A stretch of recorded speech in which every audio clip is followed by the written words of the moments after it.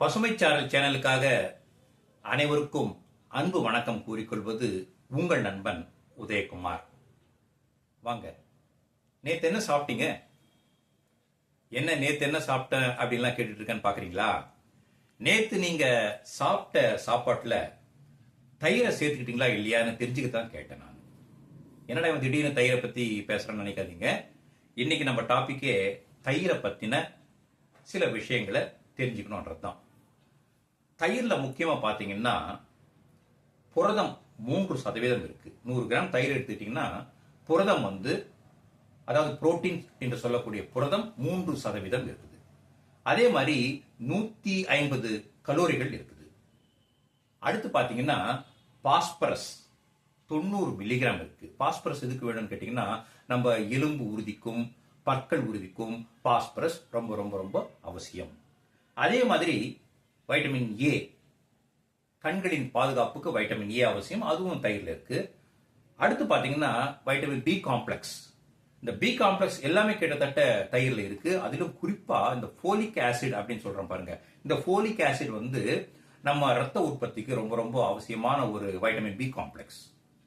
நம்ம நாட்டில் பாத்தீங்கன்னா இந்த ஃபோலிக் ஆசிட் குறைபாடு கிட்டத்தட்ட கர்ப்பிணி பெண்கள் 2 பேர்ல ஒருத்தருக்கு இருக்குன்னு சொல்லிட்டு கூட ஏற்கனவே ஒரு பதிவுல நான் சொல்லியிருந்தேன். அந்த மாதிரி இல்லாம இந்த தயிரை யூஸ் பண்ண ஆரம்பிச்சாவே அந்த ஃபோலிக் ஆசிட் நமக்கு தானா நம்ம சாப்பிட்ற உணவுல சேர்ந்துரும். அதனால இந்த ஃபோலிக் ஆசிட், இரும்பு இந்த ரெண்டுமே வேணும்னா நம்ம தயிரை ஒரு நல்ல உணவா எடுத்துக்கலாம். அதனால டெய்லி கூட நம்ம உணவுல தயிரை சேர்த்துக்கிறது ரொம்ப ரொம்ப ரொம்ப அவசியம். அதே மாதிரி பாத்தீங்கன்னா இதுல சோடியம், பொட்டாசியம் இதெல்லாம் கூட நிறைஞ்சிருக்கு. அதே மாதிரி அடுத்து கெட்ட பாக்டீரியா, நன்மை செய்ய கூடாத சில பாக்டீரியா எல்லாம் உள்ளுக்குள்ள நமக்கு இருந்துட்டே இருக்கும் பாத்தீங்களா, அந்த பாக்டீரியாவை அழிக்கக்கூடிய ஆற்றல் தயிருக்கு உண்டு. அதனால தினமும் நம்ம சாப்பாட்டுல தயிர் இருக்கிற மாதிரி பார்த்துக்கிறது ரொம்ப ரொம்ப நல்லது. அதே மாதிரி நோய் எதிர்ப்பு சக்தி வேணும்னா கூட நமக்கு இந்த தயிர் ரொம்ப ரொம்ப நல்லா வேலை செய்யுதுங்க. நோய் எதிர்ப்பு சக்தி மாத்திரம் இல்ல, நம்ம உடம்புல இருக்கிற எலும்பு உறுதிக்கு, அதாவது ஆஸ்டியோபராசிஸ் சொல்றாங்க பாத்தீங்களா, எலும்பு சம்பந்தப்பட்ட வியாதிகள்லாம் வராம அதை காக்கிற ஒரு குணம் இந்த தயிருக்கு உண்டு.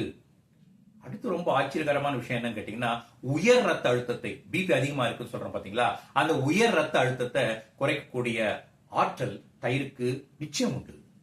அடுத்து பாத்தீங்கன்னா நம்ம இதயம் சம்பந்தமான நோய் வராம இருக்கணும்னா, இதயம் பாதுகாப்பா இருக்கணும்னா நமக்கு தயிர் ரொம்ப ரொம்ப அவசியமாகுது. அடுத்து ப்ரோபயாட்டிக் நீங்க கேள்விப்பட்டிருப்பீங்க. ப்ரோபயாட்டிக்னா நல் நுண்ணுயிரி அப்படின்னு சொல்லுவாங்க. நல் நுண்ணுயிரி நம்ம உடம்புக்கு உள்ள போறதால என்ன நன்மைன்னு கேட்டீங்கன்னா, இப்ப ஆன்டிபயாட்டிக் அப்படின்ற ஒரு மருந்து சாப்பிட்றோமோ இல்ல ஆன்டிபயாட்டிக் நம்ம உடம்புல இருக்கணும்னாவோ இந்த ப்ரோபயாட்டிக் நமக்கு அவசியம். அதனால இது என்ன கேட்டீங்கன்னா, தயிரை சாப்பிடும் போது ஆட்டோமேட்டிக்கா வந்துருது நமக்கு. அதனால நம்ம ப்ரோபயாட்டிக் வேணும்னா தயிரை சாப்பிட்டாகணும் கண்டிப்பா.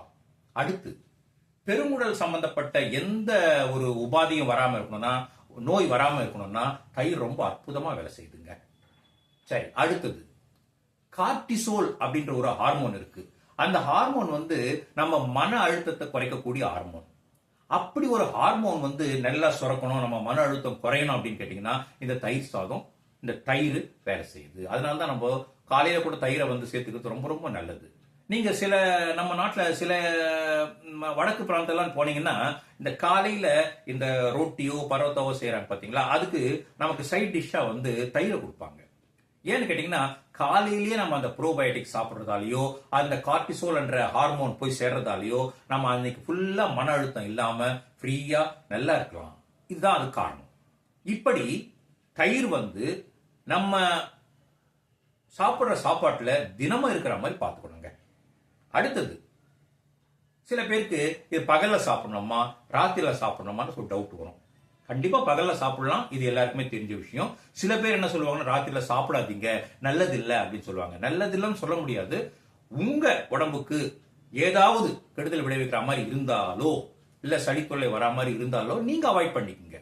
அதனால ஒரேடியா இது நைட்ல சாப்பிடக்கூடாதுன்னு நம்ம சொல்றதுக்கு இல்ல, இது நல்லதுதான், எப்போனாலும் சாப்பிடலாம். ஆனா அதிகமா நீங்க மத்தியானத்துல சாப்பிடும்போது பிரச்சனை எதுவும் இல்லைன்னா அது நீங்க பகல்லே சாப்பிடுங்க.